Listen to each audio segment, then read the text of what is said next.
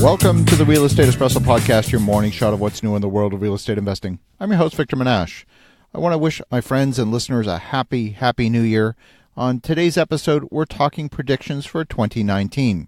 We live in an interconnected world where an event in one area affects circumstances in another. 2018 saw a large number of unpredictable events. Many of them had their origins in politics, whether it was a steel tariff, a partial government shutdown, a regulatory change.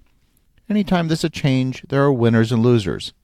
Some are positively affected, and others are negatively affected by the change. I predict 2019 will see an expansion of uncertainty. We will have more surprises to deal with than ever before. A shutdown of government departments means that real estate investors who are looking to secure an insured loan will have their application delayed. That could mean having to seek alternate financing if the timetable becomes too uncertain.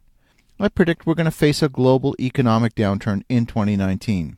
The depth of that downturn is not clear, but some of the deeply rooted problems in the financial system will be forced to the surface for governments to deal with, whether we're talking about pension fund shortfalls, government debt defaults, corporate debt. 2019 will see a new wave of financial crisis in multiple domains. The counterparty risk that forms part of our financial system's interconnected web is incredibly difficult to unwind. The cascade effect of these problems will appear in ways that we cannot easily predict. I predict that once the economy shows signs of weakness, central bankers the world over will return to the practice of stimulating the economy via printing money and lowering interest rates. I predict that interest rates will peak in the first half of the year and then start to moderate in the second half of the year. At the same time, there are boundless opportunities. The business world is an all-you-can-eat buffet of opportunity, and that doesn't mean that any strategy will work in any location. Effective business plans are highly specific to a location and specific to a point in time. I predict that the new U.S. opportunity zones will attract a lot of attention, especially in the first half of the year as investment world becomes educated on the rules and the benefit of opportunity zone investment.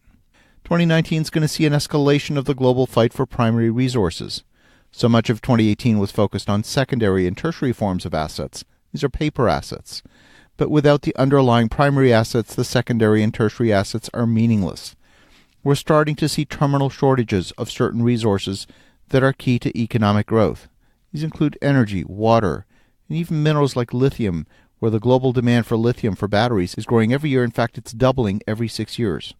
You might be wondering how oil prices might be falling so much if there is in fact a shortage. But the current pricing has more to do with short-term supply and demand than long-term supply. And we're going to experience a peak of oil globally within the next few years.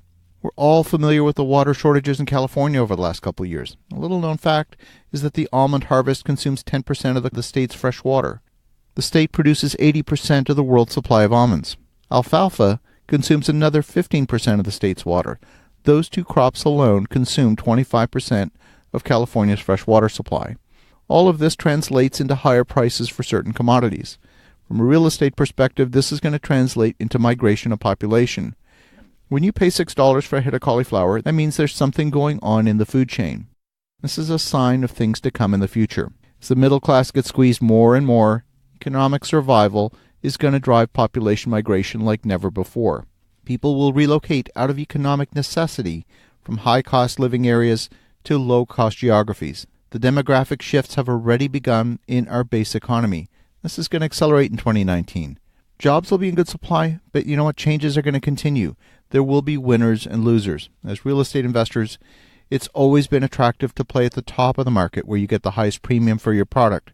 And I predict that the top of the market is overbuilt and is going to remain overbuilt in many primary markets. The new construction segment is going to have to come to terms with that. We're going to see the top end of the market, I think, come to a standstill. This is going to result in a surplus of labor in the construction sector and even in the services sector. For example, we put out a single advertisement for a part-time weekend front desk reception clerk, and we received over 120 applications. Almost all of the applicants have another full-time job but are looking to pick up some extra hours to supplement their income. In our business, 2019 is going to be a year of strengthening systems as we scale our company. We've had significant growth in the portfolio, and the result will require additional full-time staff dedicated to specific roles. Ultimately, this is going to restore some life balance for many of the leadership within the company. We'll be prepared in 2019 to reserve capital to take advantage of some of the new opportunities as they present themselves. But this means being extremely selective and buying only true bargains that fit within our criteria. So you're looking at your 2019 business plan. What are your predictions? Have a wonderful New Year celebration. Go make some great things happen. We'll talk to you again tomorrow.